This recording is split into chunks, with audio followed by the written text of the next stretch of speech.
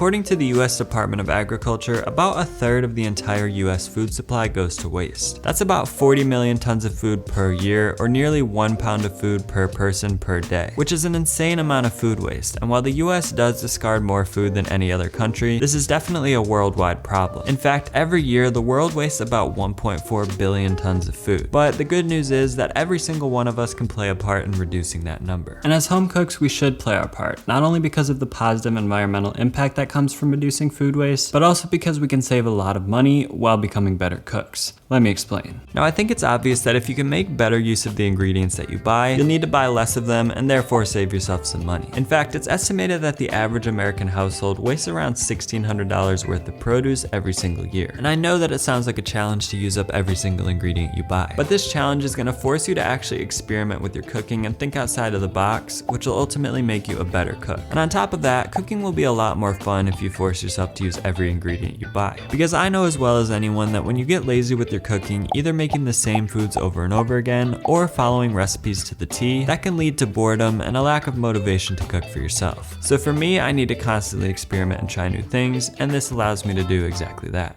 So let me explain exactly what I've done in order to achieve all of these benefits. And it all starts with how I shop for ingredients to make sure that I buy exactly what I need and nothing more. So in the past, I've made a pantry essentials video which explains how I manage my grocery list and how I keep track of my pantry inventory, so I recommend you check that out if you haven't seen it yet. But essentially, I try to always stay stocked up on the non-perishable or just generally long-lasting items that I use on a regular basis. So this includes oils, vinegars, spices, grains, canned goods, and so on. And then of course I shop for fresh ingredients like produce and meats every single week. So I'll get into how I shop for those in a minute, but first let's talk about expiration dates, because I think there's a lot of confusion around that subject, which leads to a lot of perfectly good food being wasted. So basically, these dates that are labeled best by, best if used by, EXP, and so on are a voluntary measure applied by the producer of the product. So they're not required by law, and they're actually not meant as a safety measure. Instead, they're just used to indicate when the food is at its best quality, based on the producer's subjective opinion. So in other words, eating a food past this date is not automatically unsafe. And in most cases, the food is actually perfectly good to eat for weeks, months, or even years past that date. Now, you'll also often see a sell-by date on certain products like dairy and eggs, and that date is really just used by the store so that they know when to remove products from the shelves. So in general, dairy products are good to eat for about a week after the sell-by date, and eggs are safe for about 3 to 5 weeks after that date. So really, to determine whether a food is still good, you should primarily rely on your intuition. If the food looks or smells off, then throw it out, but otherwise you should be good to go, as long as you're still within a reasonable time frame of the expiration date.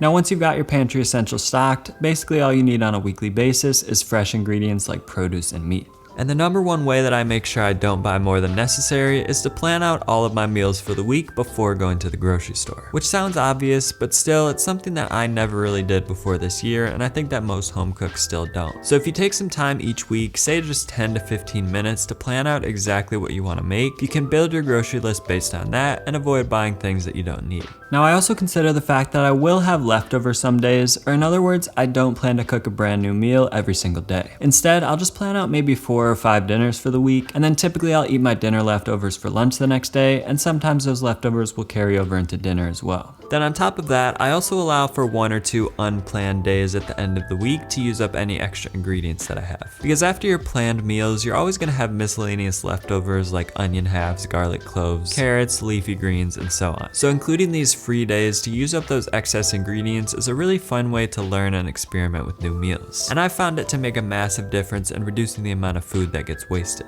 Now, one other crucial method for reducing your food waste is to have a proper system for kitchen organization. Because I'm sure we've all had the experience of looking for an ingredient way in the back of the cabinet, only to find some crusty raisins in a 12-year-old bag of cocoa powder, which you have no choice but to throw out. And the same thing can happen with fruits and vegetables in your refrigerator. Maybe not for 12 years, but they can get pushed to the back of the refrigerator or buried deep in a drawer, and all of a sudden a month later you're throwing out your rotted cucumbers and your moldy onions. So to avoid that, you have to organize your refrigerator so that you know exactly where everything is, and so that the things you need to use up more quickly are right in plain sight. So the main way I do this is by labeling every section of my refrigerator, and rather than putting fruits and vegetables in the crisper drawers like most people do, I actually put them right on my bottom shelf in a bin labeled ingredients to use. So that way I know these are the things that are gonna go bad the quickest, and therefore I need to use them up. Then on the shelf right above that, I keep my leftovers, again front and center so that I can always see them. And when it comes to my pantry, I follow a similar process, labeling every shelf so I know exactly where everything is. And I've found that this makes me much less likely to waste things for a couple of reasons. Number one, when things are organized, it's much easier to take inventory so I don't end up buying things I already have, but also seeing those labels constantly serves as a reminder of what's actually in my pantry. So I might see the beans label, for example, and remember that I haven't used those in a while, so maybe I should make a chili this week. Or I might see the pasta bin and decide that I want to make spaghetti and meatballs. Not to mention that having things organized like this is just a lot more aesthetically pleasing, so it makes the cooking process more enjoyable, and it makes me more motivated to cook.